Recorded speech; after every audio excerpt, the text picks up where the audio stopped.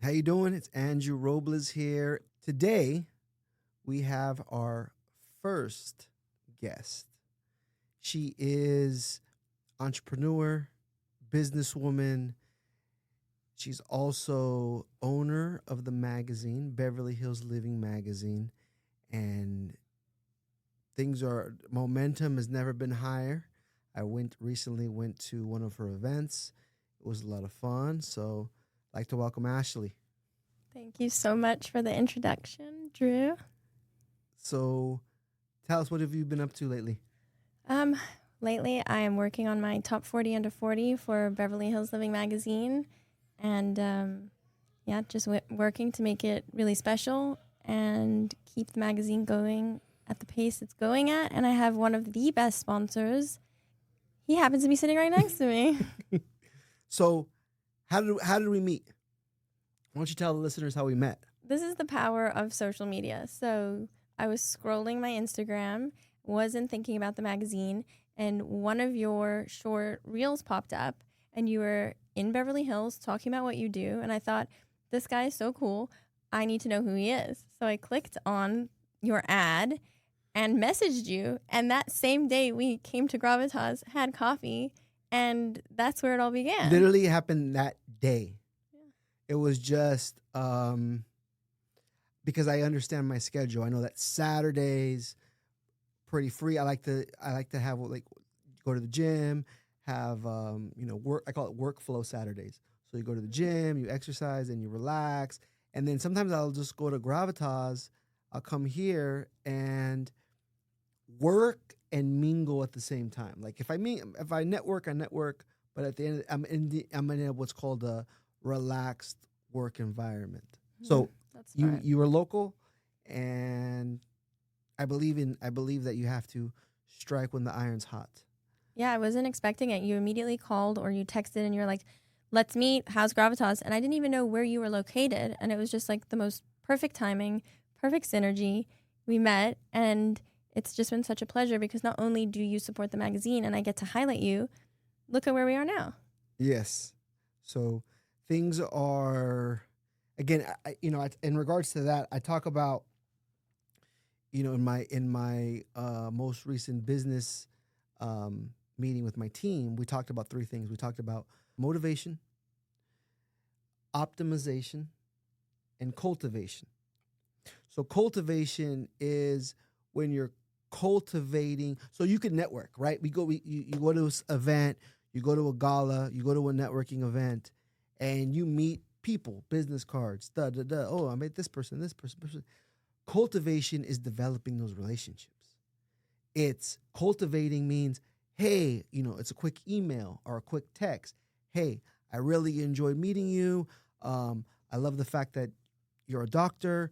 Would love to have coffee with you, or would love to get together with you, right? So whenever you go to an event, business event, networking event, you get all these business cards, email or text the person after you met them. What's the point of going to the event and meeting all these people if there's no follow-up? I think it's because of the fear, because you think, okay, I have this amazing contact, but you get like one opportunity to strike while the iron's hot, and you don't want to mess it up. That's something I suffer from. Is I go to an event like the chamber event where I had the magazine booth, and I got so many cards. I don't even know if I reached out to all of them, but the reason is because you want it to be organic and you don't want it to feel like a business call. Because I agree, like those 3 steps that you mentioned, that's like us. How everything rolls naturally. We keep empowering each other and you keep growing together. So it's kind of like you get their business card, you follow each other on social media, and then that's pretty much it. So it should be quick. It should just be like, hey, nice meeting you. Look forward to getting together with you. Because at the end of the day, they're probably just as busy as you are. So they're not. It's not like they're planning on seeing you the next week. It could be 2 weeks from now. It could be even a month. But it's at least like, so for me, for example, when I met Eric Peterson, right, at your event, that was an architect who just so happens to be building and doing, developing projects in Arizona and in Pacific Palisades and in Malibu. So that event and that connection came from your event. So things are happening out because you put them together. Thanks for acknowledging that. So that's great. I think that's awesome. Yeah, I've always been good at connecting people, and I've always been good at putting on events. And now with the magazine, I get to have like the epicenter of it, and it's unbelievable. So tell us about, I think it'd be interesting, is tell us about what it was like going to the Beverly Hills Chamber of Commerce. Didn't you meet the mayor? Yeah. Of Beverly Hills? Dr. Sharona Nazarian is the first female Iranian mayor of Beverly Hills, and she is just incredible. Everything she's doing, all these new initiatives, she's innovative, she's exciting the younger generation, which is something you and I have spoken about. You know, Beverly Hills, and that's also why Gravitas was made, to ignite a fire in this younger generation and bring that out into Beverly Hills. Awesome. I think what inspired us, or what inspired you as well, is like some of our voice memos and even our first meeting, I was like, this should be a podcast.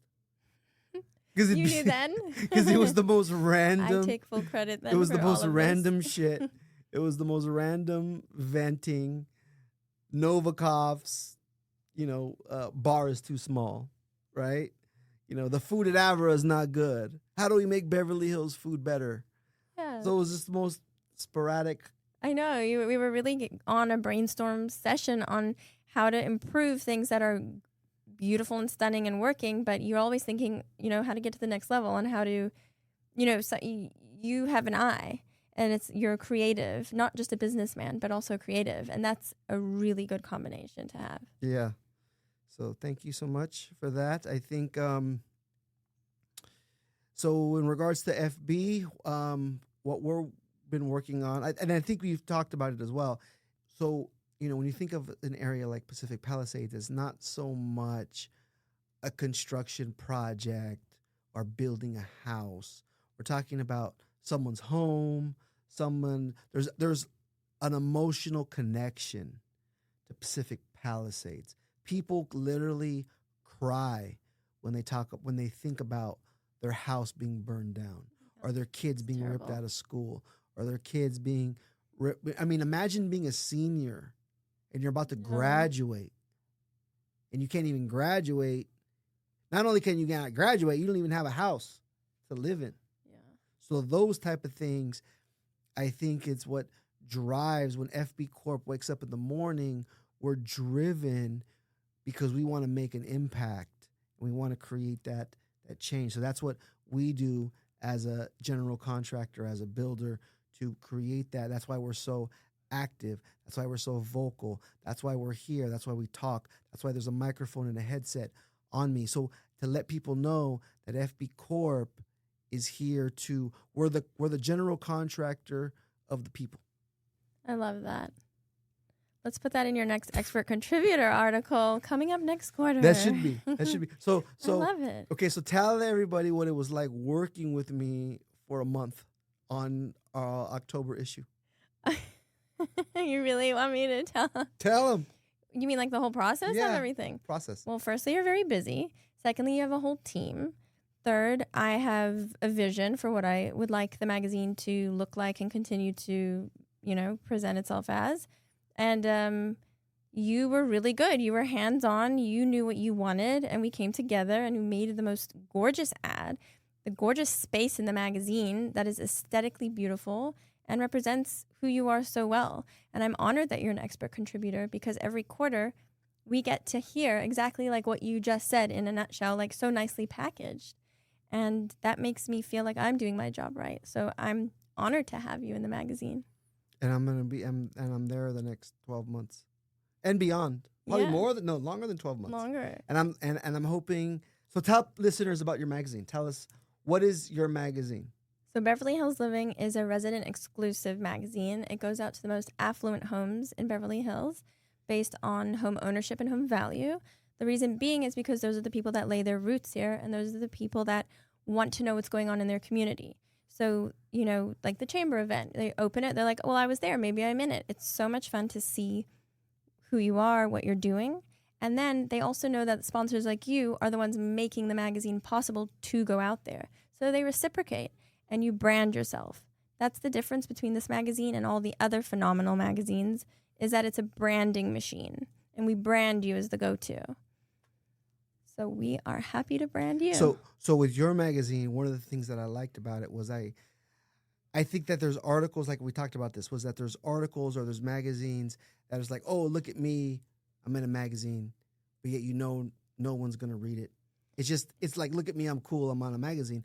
But with you, I knew that there was actual value. Someone, maybe it's an elderly lady, she's scrolling through the magazine and she calls me because she needs her kitchen remodeled. Maybe she needs her roof redone or new windows or new doors, or she wants a new closet. So I saw that, for sure, one customer, one phone call was going to pay for the whole thing, pay for everything. Yeah. Well, that was the value I thought in your magazine. I love that, because it's consistency, and consistency creates trust. And that's how we function as human beings. And it's honest, true, and organic. So the more that the readers see you, and when the time comes, they'll know, I know him and he's who I want. And especially with those expert contributor articles, you're giving the community advice. You're not asking for anything in return. And that also creates trust. So I do think it's a really good formula. I know there's a lot of great magazines in the community out there.